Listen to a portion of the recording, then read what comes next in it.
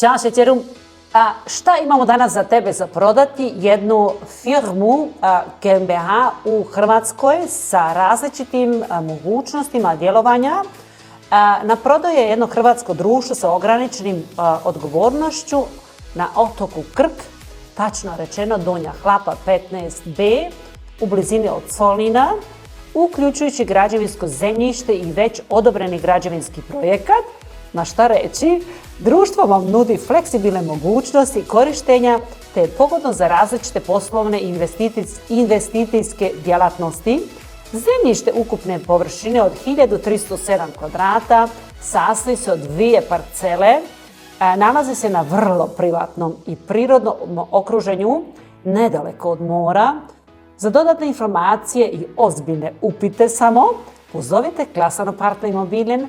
Ugodan dan vam želimo.